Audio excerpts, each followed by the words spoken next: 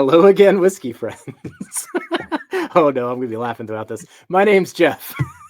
I'm Darrell. And we have been blessed with a lot of good samples lately from our friend Doug. So Darrell and I have been tag teaming these reviews. Today's sample is going to be from Watershed. Darrell, have you had anything from Watershed? Nothing. Not All one right. bottle from Watershed. The one that we are drinking is finished in Nocino. Now, let me Scary share looking. screen here. It's scary looking, guys. Looks like squid ink. So here is the Watershed Nocino. Now, this is the liqueur that the whiskey was eventually finished in. But this is essentially like a black walnut liqueur is the way to think about it here. So they describe it here as a sweet liqueur made from unripe Ohio black walnuts, sugar, and spices, released once a year. So they create this liqueur here, age it in barrels, and then they finish the whiskey in it. So what we're about to try is going to be the whiskey. Oh, man. I don't know. So here's a bottle of the whiskey. We are drinking the 2024 edition. Costs around $100. And it's 127.5 proof. That is a high proof point. I will say this, though. I've been twirling it for a bit. Haven't even nosed it, tasted it. And it's pretty viscous, man. It sticks to the glass. Like I literally got a halo effect around my Glen right now, and it's just dropping, which is usually a good sign. But that finish for me, I don't know yet. I was telling Darrell before this, when I did that tasting over at Watershed, before they would give me this, they actually asked if I had a nut allergy, which is the first time I've ever been asked about an allergy before drinking a whiskey. So that's a little scary. So I don't know if it's going to be a super intense nut vibe I'm getting off there or what, but you ready to go into this? I know you already had it. I had it out of a thimble, so it's going to be a totally different experience today. All right. Well, pray for me, guys. Cheers to you, Jeff. Cheers, buddy. Thank you, Doug. Or maybe. Let's go in. Ooh. Okay. Wait. I don't mind that. On the nose. Let's clarify. So what are you getting here? Dude, this is like nutmeg, cinnamon, like it reminds me of just like Christmas.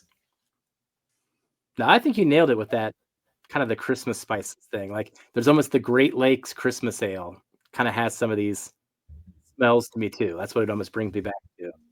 I like the nose though. I do like the nose on this. Now let's see if the palate follows suit. Cheers. Cheers. I like this.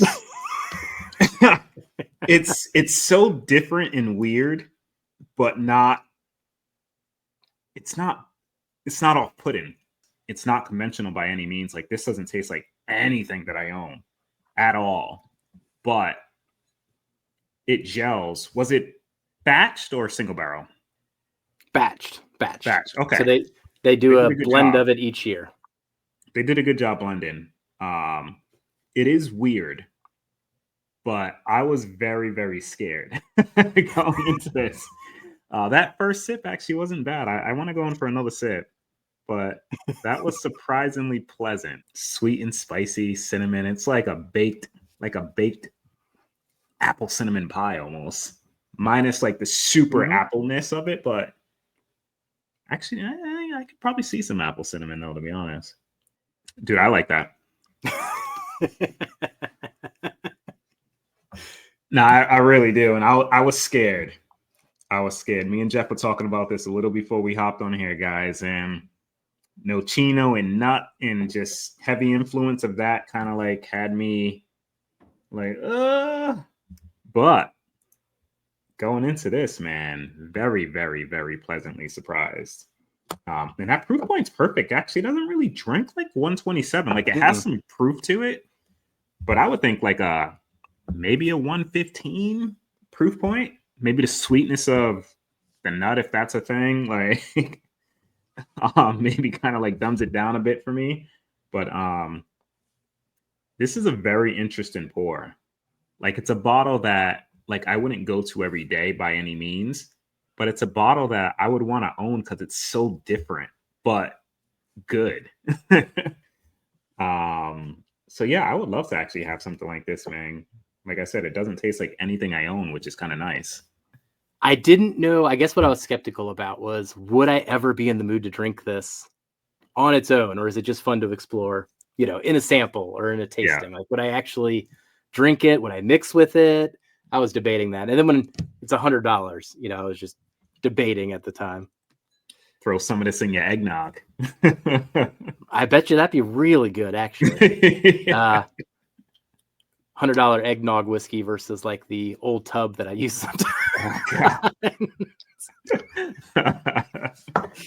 But yeah, I don't want to say that the nose is the best part because the palate's good too. But this nose is just, I can sit here and just literally smell this all day. So Darrell, when it's all said and done, how'd you rate this one?